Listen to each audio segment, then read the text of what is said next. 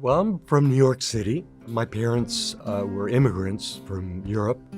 They both escaped before the Holocaust. Then they settled in Long Island. That's where I was born. Because my parents were afraid of anti-Semitism, they didn't want to send me to public school. So they sent me to yeshiva. So we weren't particularly a religious family. When I went to an Orthodox yeshiva, now all of a sudden we became religious. Shabbat every week, shul, learned Hebrew, Talmud, Jewish history, all of that. And, we pretended the best we could that we were a normal family. But there was a lot of conflict in my home between my mom and dad. They sat us down, my brother and I, told us they were getting a divorce. And I moved in with my dad. I got to do whatever I wanted, pretty much. So I graduated from Judaism. And I didn't feel really bad about it. It was just the prayers. It was the religious things that we did. So it really doesn't matter. And pretty much as soon as I got to college, I started smoking pot, started drinking beer. And the end of '69, I dropped out of college. Me and my girlfriend at the time and a couple other people, we hopped in this old station wagon that I had, and we drove out to Colorado, Boulder, Colorado. Back in those days was a mecca for all the up-and-coming hippies experimenting with drugs, LSD, mescaline. I decided that why should I pay retail? So I decided to see if I could actually get into dealing. That was my life for several years. I didn't mention that at that time, I got married. We had two children, a girl and a boy. They were quite little, had a business, actually a legitimate business in the real estate business in Colorado. So we had that, and then we had this other business, our pharmaceutical business. So kind of living a double life. While I was living in Estes Park, let's just say that I had a run-in with the police. So I'm going down to Boulder to deliver some drugs with a friend of mine who had set up the deal. And so we get down there to this house in Boulder, and we're waiting outside, and we're just waiting for our money so we can hit the road. All of a sudden, we're surrounded by agents of the Drug Enforcement Agency with their guns drawn, and we are now under arrest.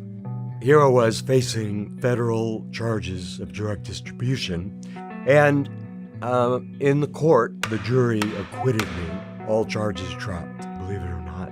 There was not enough evidence to convict me, so you would probably think that I would have learned my lesson from that, but no. Because after that, we met an importer of cocaine from South America, and he said, "Hey, would you and your wife be interested in going into business?" We did that a couple of times, and then I thought, you know what? I think that's enough of that life. At the same time, my wife and I were having serious marital problems. It was not pleasant. And during the time is when I met Gloria. So a lot of times people will ask us, because, they see us, we've been married for 35 years. "Oh, how did you meet?" So we met in a bar, and she was the other woman. Here I was, a Jew from New York, and she, a redneck from Mississippi. So we started partying together, getting high and so forth. And then my wife and I split up, and Gloria and I started going together. Yeah, so Gloria had a drinking problem, and she would drink, her behavior would change, and it wasn't good. So one night, we stayed in a bar after hours for a late night party. It was about 3 a.m. Gloria drove. I thought, I can't drive. I thought she was in better shape. So we're driving back on this mountain road, and we missed the curve and went over an embankment and went down the embankment, and the car went end over end about 3 times. We could have easily both been killed. Probably should have been. So that was like in retrospect, a real turning point for me. So we started getting involved with a group called Actualizations. One of the people that we met there recognized that we were partying a lot, we were drinking a lot. And so he did what we would now call an intervention. What I learned was I wasn't an addict, although I certainly abused it and I abused drugs, but I didn't have that addictive personality, whereas Gloria did. Then they start talking to us about God. Part of the program is God as you understand him. So I remember meeting with the counselor, and I'm sitting there in her office, and she said, "So you don't believe in God at all?" "No, I don't believe in God. I'm an atheist." No. I said, "Okay, well, it's really important that you believe in something that's outside of yourself. You know, like even if it's a tree." And I thought, okay, I guess I could believe in a tree. So we make a commitment. No more drugs, no more alcohol. And we start on this path towards sobriety. So while I was believing in the tree, Gloria was going back to the church because that was her background as a Baptist. And she comes in the house one day. Guess what? I am a born-again Christian. I've given my life to Jesus. So what's running through my head is, what does this mean? Is this grounds for divorce? You know what? I'm Jewish. Jews don't believe in Jesus, so that's great for you, but don't bother me. Right about this time, somebody had given me a book about Isaiah 53. What's the big deal about Isaiah 53? So I turn and I look and I'm reading Isaiah 53, describing in detail about a person who suffered, who took upon himself the sins of the nation of Israel. And I'm going, there's only one person that fits this description. If any of this is true, Jesus has to be the Messiah.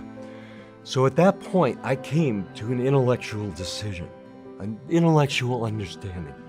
Okay, he is the Messiah. If there is a Messiah, he is the one. At this point, I was starting to really struggle with my identity as being a Jew. What does that mean? And can I, as a Jew, believe in Jesus? That's clearly the guide of the Christians. A few months later, it was the high holidays. Was coming up, Rosh Hashanah, Yom Kippur. And I'm beginning to think, I need to reconnect with my Jewishness. So when I call around the synagogues for high holidays, you have to pay for tickets. And I really didn't want to do that.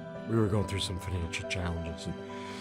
But then I thought, what about that Messianic synagogue? So I called them up. You charge anything? No, we don't charge anything. Okay, great. So we decided to go. It was Gloria and we took a friend of ours as well. We went down, went through the whole service. It was beautiful. The music was beautiful. At the end of the service, we leave and we're driving home. I'm driving. Gloria's in the next seat and she's talking to the friend that came with us. And I remember the exact spot that this happened. It's almost hard to describe. At that moment, I just surrendered. It all came together and it went from my head of understanding intellectually, because that's how I had approached the question, is Jesus really the Messiah or not? I just said, God, I believe, not just up here, but I believe up here. And at that moment, I just felt this peace that I've never felt in my life before. It just came into my heart, filled me up.